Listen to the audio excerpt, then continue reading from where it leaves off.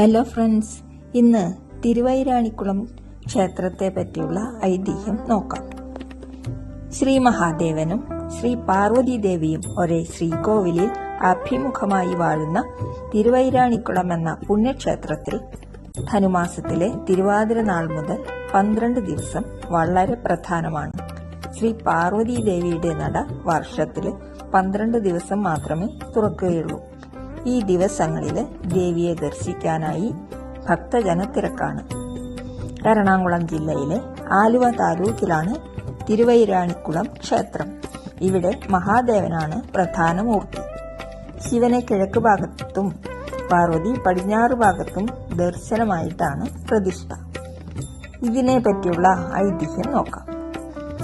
ഈ നടതുറപ്പിന് പിന്നിലും ഒരു ഐതിഹ്യമുണ്ട്. മുമ്പ് ദേവനുള്ള നിവേദ്യം ഒരുക്കിയിരുന്നത് ദേവിയായിരുന്നു. ഒരിക്കൽ ശ്രീകോവിലിന്റെ വാതിൽ പഴുതിലൂടെ അവിടെ എന്താണെന്നറിയാനായിട്ട് പുറത്തുനിന്നിരുന്ന നമ്പൂതിരി എത്തിനോക്കി. അപ്പോൾ അവിടെ സർവാഭരണഭൂഷിതയായിട്ട് ദേവി നിവേദ്യം തയ്യാറാക്കുന്നത് കാണുകയും ഈ കാഴ്ച കണ്ട നമ്പൂതിരി അമ്മേ ദേവി എന്ന് വിളിച്ചു പോവുകയും ചെയ്തു. ഇത് കേട്ട് ദേവി അവിടം വിട്ട് പോകാനായിട്ട് ഒരുങ്ങി.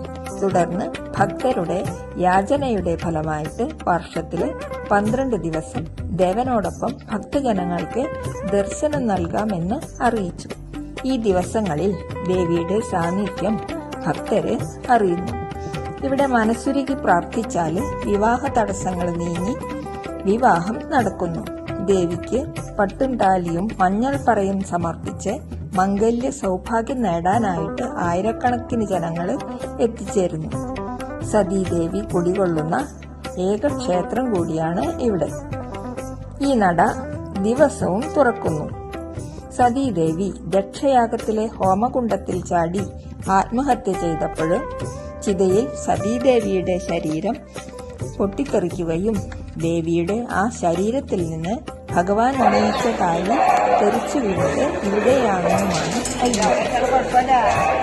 ഞങ്ങൾ വെർച്വൽ ക്യൂവിൽ ബുക്ക് ചെയ്തിട്ടാണ് പോയതെങ്കിലും വളരെ നേരം ക്യൂ നിന്നിട്ടാണ് ദേവിയുടെ നടയിൽ എത്താനായിട്ട് സാധിച്ചത്. ഭഗവാന്റെ പ്രസാദം കഴിച്ചാണ് അവിടെ നിന്ന് തിരിച്ചു പോകുന്നത്. ദേവീ ശരണം.